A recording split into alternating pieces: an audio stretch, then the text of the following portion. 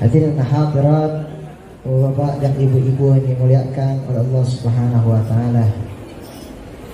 Alhamdulillah, pada hari ini kita memperingati daripada lahirnya Sayyidul Wujud, lahirnya seorang manusia yang mulia dan diberikan mukjizat yaitu Al-Qur'anul Karim, sehingga pada hari ini kita masih membacanya menjadi sebuah pedoman hidup kita. Lahirnya Nabi besar Nabi Muhammad sallallahu alaihi wa alihi wasallam. Al-Imam Suyuti menafsirkan di dalam ayat Al-Qur'an, yaitu qul bi fadlillahi wa bi rahmatihi fabidzalika falyafrahu. Al-Imam Suyuti membagi daripada dua kalimat.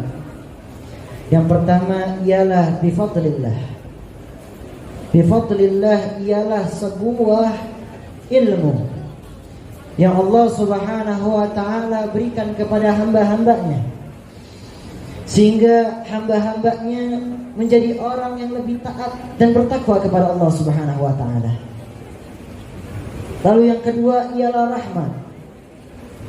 Al-Imam Suyuti menafsirkan bahwasanya makna rahmat tersebut ialah datangnya sebuah anugerah terbesar, pembawa risalah, pembawa cahaya, yaitu baginda Nabi besar Nabi Muhammad sallallahu alaihi wasallam. Lalu apa yang akan kita lakukan, wahai para ibu-ibu, bapak-bapak yang dimuliakan oleh Allah? Lanjut enggak? Hadirin hadirat yang dimuliakan oleh Allah Subhanahu wa taala. Tema kita hari ini apa? Yaitu jadikan akhlak Nabi kita Nabi Muhammad SAW sebagai landasan akhlak generasi muda. Allah Subhanahu wa ta'ala berfirman, laqad ja'akum rasulun min anfusikum. Telah datang kepada kalian seorang rasul dari kalangan kalian, dari golongan kalian, yaitu manusia.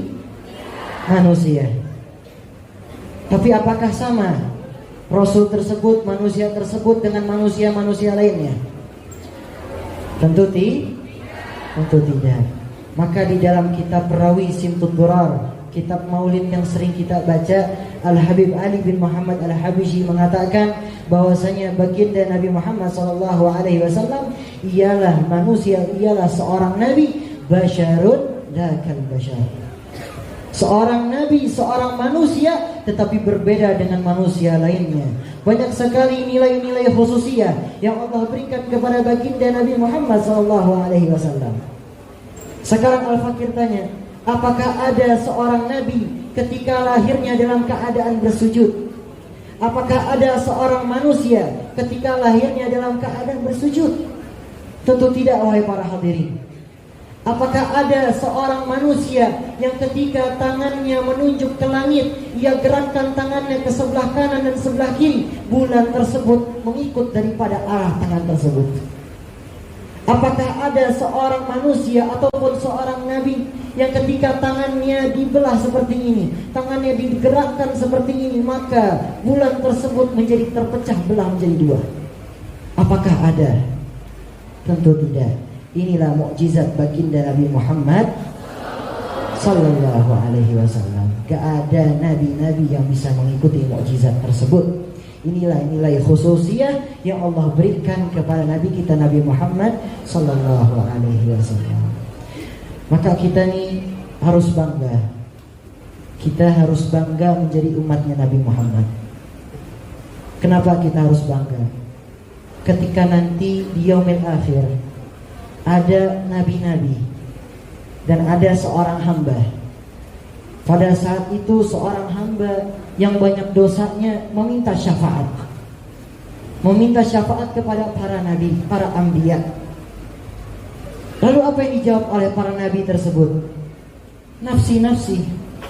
Aku, kamu. Urusanku, urusanmu. Tapi apa yang disebutkan oleh baginda Nabi Muhammad SAW? Yang kita tahu apa ceritanya, yang sangat masyhur, sangat terkenal ketika meninggalnya saja menyebutkan ummati, betul. menyebutkan di mana umatku, bagaimana dengan keadaan umatku. Nabi gak pernah memikirkan keadaan keluarganya. Nabi gak pernah memikirkan daripada keadaan saudara-saudaranya, melainkan umat-umatnya. Bahkan umat-umatnya yang jauh dari zamannya Nabi Muhammad SAW memikirkan. Maka celakalah kita, wahai para hadirin dan hadirat. Celakalah kita ketika nanti di yaumil akhir kita termasuk orang-orang yang tidak bisa memandang wajah Nabi Muhammad SAW. Celakalah kita ketika nanti di yaumil akhir kita tidak mendapatkan syafaat dari Nabi kita Nabi Muhammad SAW. Apa yang akan membawa kita ke surganya Allah selain syafaatnya Nabi besar Nabi Muhammad SAW? Maka marilah sama-sama pada hari ini kita kuatkan iman kita kepada Allah. Kita kuatkan iman ini, tasdiqun fi qalbi. Kita kuatkan, kita tanam di dalam hati kita. Karena baginda Nabi Muhammad SAW mengatakan, tuba liman ra'ani wa amanabi. Beruntunglah orang-orang yang melihatku dan juga ia beriman kepadaku. Lalu Nabi juga mengatakan, thumma tuba liman la ra'ani wa amanabi. Beruntunglah juga orang-orang yang tidak pernah melihat kepadaku, tidak pernah lihat dan dia tidak ada di zamanku, tetapi dia beriman kepadaku. Mungkin kita gak pernah melihat wajahnya Nabi Muhammad SAW, tapi hati ini nyambung kepada Nabi kita Nabi Muhammad SAW. Ruh kita bersambung kepada baginda Nabi Muhammad SAW dengan kita memperbanyak salawat kita kepada baginda Rasulullah SAW. Maka oleh karena itu di bulan Rabiul Awal ini perbanyak salawat kita, perbanyak amalan soleh kita, mulai dari sedekah kita, mulai dari zakat kita, mulai dari hal-hal kebaikan lainnya, ibadah-ibadah kita, dan tentunya salawat kita kepada Nabi Muhammad SAW. Jangan sampai kita termasuk orang-orang yang bakhil, orang-orang yang pelit. Pelit kenapa? Kata Nabi SAW, al-bakhil man dzukirtu indahu falam yusalli alayya. Orang yang pelit, orang yang bakhil ialah orang yang ketika disebut namaku atau dia mengingat akan namaku, tetapi dia tidak mengucapkan salawat kepadaku. Maka ketika kita mengingat Nabi Muhammad, ketika kita dengar disebutkan yang nama Nabi Muhammad, bacalah salawat. Ya, bacalah salawat. Karena apa? Larinya nanti pahalanya itu bukan ke Anda doang, bukan ke kita doang, melainkan larinya ke ayah kita. Di saat seorang hamba membaca salawat, maka Nabi Muhammad SAW mengetahui siapa yang membaca itu dan disebutkan namanya dan termasuk orang tuanya. Bahkan juga dikatakan bahwasanya orang yang baca salawat kepada Nabi Muhammad bukan saja dia yang mendapatkan rahmat, bukan saja dia yang mendapatkan pahala ataupun keberkahan dalam kehidupannya, melainkan tetangga-tetangganya, melainkan keluarga-keluarganya, melainkan seluruh daripada kampungnya tersebut mendapatkan keberkahan dari orang yang bersalawat tersebut kepada Nabi Muhammad SAW. Maka perbanyaklah salawat kita pada Nabi Muhammad SAW. Berapa salawat kita sehari? Saya tanya, berapa salawat kita? Ada 50 ada sehari? Ada 100? 1000 ada? 5000 ada? Kagak ada. Boro-boro 10 aja kita masih kadang-kadang masih lupa-lupaan. Ngaji aja masih lupa, masih suka jarang, betul-betul. Sebelum berangkat kita baca sholawat, sebelum berangkat baca Al-Quran, berangkat kerja, karyawan di sini sebelum kerja berangkat baca sholawat, ataupun di tengah perjalanan baca sholawat, gak masalah. Lagi naik motor baca sholawat lantunin, ya. Lagi di rumah lagi masak gak masalah baca sholawat pada Nabi Muhammad SAW. Lisan kita bergerak, pahala kita mengalir. Betul apa betul? Betul apa betul? Masih semangatnya nih? Ini pada lesu banget, agak bakar deh, lapar. Ya di sini ada, ya. Lanjutnya, ini pada lesu masalahnya nih. Ya hadirin dan hadirat yang dimuliakan oleh Allah Subhanahu wa taala. Oleh karena itu marilah sama-sama kita memperbanyak sholawat kita pada Nabi Muhammad Sallallahu Alaihi Wasallam. Hari ini pada intinya kita mengikuti akhlak baginda Nabi Muhammad SAW.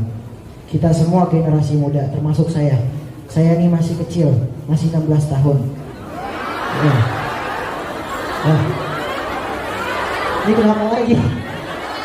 Saya dikira berapa tahun memang? 20 tahun gitu. Masih 16 tahun. Masih butuh pelajaran, betul-betul. Ini akhlak. Akhlakul karimah. Kalau kita lihat di zaman sekarang bagaimana tentang akhlak-akhlak anak-anak kita? Bagaimana dengan akhlak-akhlak manusia di zaman sekarang? Bagaimana mirisnya? Miris.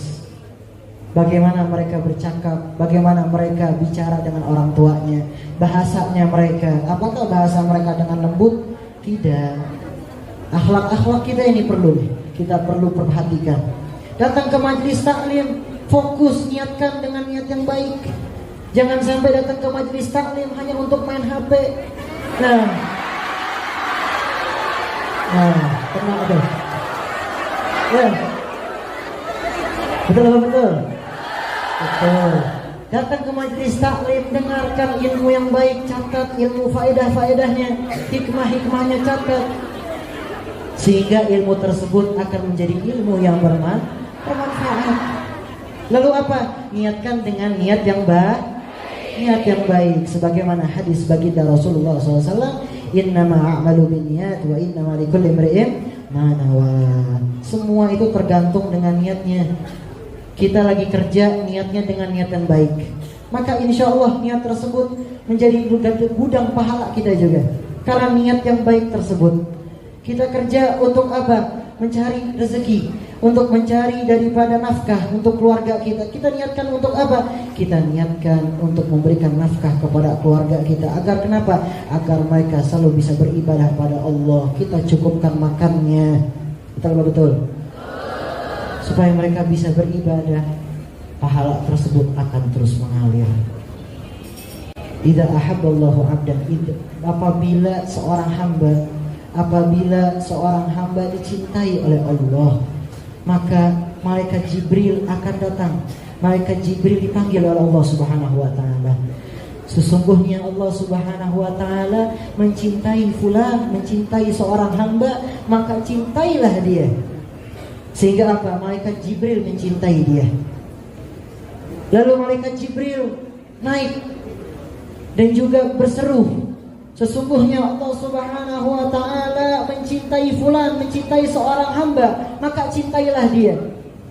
Maka ahlus sama, maka orang-orang penduduk langit akan mencintai seorang hamba tersebut yang dicintai oleh Allah Subhanahu wa taala. Apa amalan yang dicintai oleh Allah Subhanahu wa taala? Seketika baginda Rasulullah sallallahu alaihi wasallam pernah ditanya. Baginda Rasulullah pernah ditanya oleh para sahabatnya, apa saja amalan yang Allah Subhanahu wa taala mencintainya? Yang pertama ialah as-salatu li waqtiha, salat pada waktunya. Yang kedua, tsumma birrul walidain, yaitu berbakti kepada kedua orang tua kita. Yang ketiga ialah jihad fi sabilillah, jihad di jalan Allah taala. Insyaallah tiga-tiganya ini kita termasuk orang-orang golongan tiga ini. Amin ya rabbal alamin. Maka orang tersebut akan dicintai karena amalan tersebut termasuk amalan dicintai oleh Allah Subhanahu wa taala. Maka hadirin hadirat, marilah sama-sama dengan datangnya bulan Rabiul Awal, dengan datangnya bulan kelahiran baginda Nabi Muhammad SAW, menambah rasa cinta kita. Karena kita datang ke majelis taklim ini bukan karena kita pengen hal-hal dunia, melainkan kita datang ke sini karena rasa mahabbah, rasa cinta kita kepada kaum muslimin, kepada saudara-saudara muslim kita, apalagi juga kepada baginda Nabi Muhammad SAW. Almar'u ma'aman ahabba, sesungguhnya seseorang akan bersama dengan orang yang dicintainya. Dan tentu wahai para hadirin dan hadirat yang dimuliakan oleh Allah Subhanahu wa taala, cinta tersebut adalah sebuah cinta yang luar biasa, sebagaimana kita lihat cintanya sahabat baginda Nabi Muhammad SAW. Ada beberapa kisah. Kisah pertama ialah kisah Sayyidina Abu Bakar As-Siddiq. Di zaman dahulu Sayyidina Abu Bakar As-Siddiq ketika dakwah bersama baginda Rasulullah SAW, ketika pada saat itu mendampingi baginda Nabi Muhammad, yaitu dakwah secara terang-terangan pertama kalinya, orang-orang kaum kafir Quraisy hendak marah dan ingin memukul baginda Nabi Muhammad. Apa yang dilakukan oleh Sayyidina Abu Bakar As-Siddiq? Tentu menghadang daripada kaum kafir Quraisy tersebut. Sayyidina Abu Bakar As-Siddiq akhirnya pingsan, kena pukul berkali-kali, lebam, luka mukanya, berhari-hari pingsan tidak bangun. Dan ketika bangun, apa yang ia katakan? Dia tidak memikirkan dirinya, ia tidak merasakan rasa sakit dirinya, melainkan apa yang ia ucapkan. Gimana baginda Rasulullah SAW?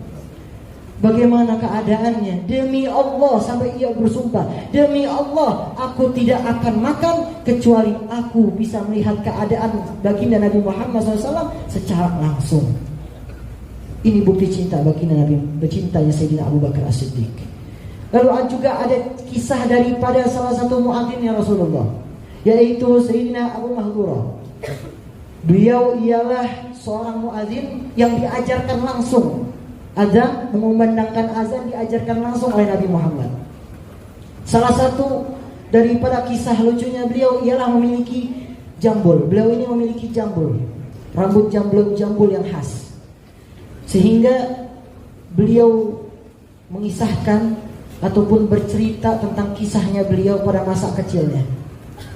Dahulu ketika aku kecil, aku pernah bersama dengan baginda Nabi Muhammad SAW.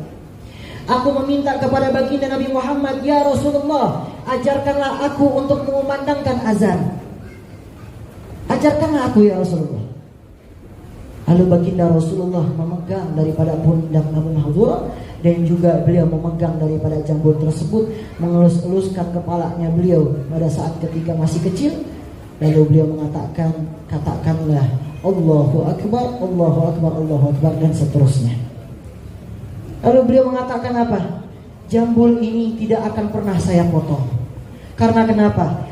Pernah terkena tangan mulia baginda Nabi Muhammad SAW. Pernah bersentuhan dengan tangan mulianya baginda Nabi Muhammad. Demi Allah, aku nanti pada saat aku meninggal, aku juga tidak akan pernah memotong rambutku ini. Inilah bukti cintanya Sayyidina Abu Mahdurah. Dan masih banyak cintanya lagi. Cintanya Sayyidina Umar bin Khattab, cintanya Sayyidina Utsman bin Affan, Sayyidina Ali bin Abi Thalib, dan seterusnya. Juga ada kisah daripada Sayyidina Anas bin Malik, sehingga didoakan oleh baginda Nabi Muhammad SAW, sehingga dia diberkahi kehidupan yang memiliki anak yang banyak. Diriwayatkan anak beliau ada 100 lebih karena didoakan oleh baginda Nabi Muhammad SAW. Dan beliau menjadi orang yang kaya, tajir, karena kenapa? Didoakan oleh baginda Nabi Muhammad SAW. Inilah orang-orang yang cinta kepada baginda Nabi Muhammad, dan Nabi Muhammad pun cinta kepadanya.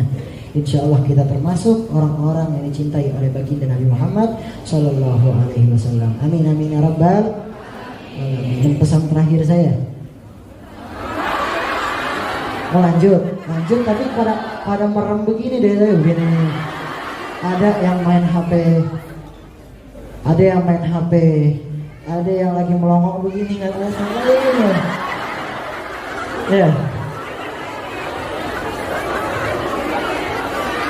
Ada yang lagi cemberut begini. Kita datang ke majelis taklim ini karena rasa cinta kita kepada Nabi Muhammad Sallallahu Alaihi Wasallam. Gak ada niat lain, insya Allah. Insya Allah. Satu hadis baginda Nabi Muhammad SAW. Dan ingat-ingat, apabila kita pengen punya anak soleh dan solehah, ini pesan nih, ya pesan. Pengen punya anak soleh dan solehah, perhatikanlah hadisnya baginda Nabi Muhammad SAW, yaitu addibu auladakum bi thalathatin khisalin. Didiklah anak-anak kalian daripada 3 perkara ini. Yang pertama ialah hubbun nabiyukum, cinta kepada nabi kalian, yaitu baginda Nabi Muhammad SAW. Yang kedua, wa hubbu ahli baitin nabi, mencintai keluarganya baginda Nabi Muhammad SAW. Dan yang terakhir ialah watilawatil Quran, yaitu membaca Al-Quran. Tadi yang pertama udah kita bahas, dan memperbanyak sholawat dan seterusnya. Yang kedua, mencintai keluarga baginda Nabi Muhammad SAW. Orang yang mencintai keluarga baginda Nabi Muhammad SAW juga akan dipermudah untuk kepada baginda Nabi Muhammad juga, karena ruhnya juga menyambung kepada Rasulullah SAW. Cintai keluarganya, maka kita akan dipermudah kepada baginda Nabi Muhammad SAW. Lalu juga yang terakhir ialah watilawatil Quran, membaca Al-Quran. Khairukum man ta'allamal Quran wa 'allamah. Sebaik-baiknya kalian ialah orang yang belajar Al-Quran dan mengajarkannya. Kita punya anak, kita ajarkan untuk belajar Al-Quran, untuk menghafal Al-Quran. Lalu apa? Jangan ketika dia sudah hafal kita diamkan saja seperti itu. Jangan, kita suruh dia untuk mengajar. Kita suruh dia untuk mengajar kepada orang-orang yang sedang belajar Al-Quran. Maka ilmu tersebut, ya, daripada karunia tersebut akan menjadi juga gudang pahala kepada kita semua. Insya Allah.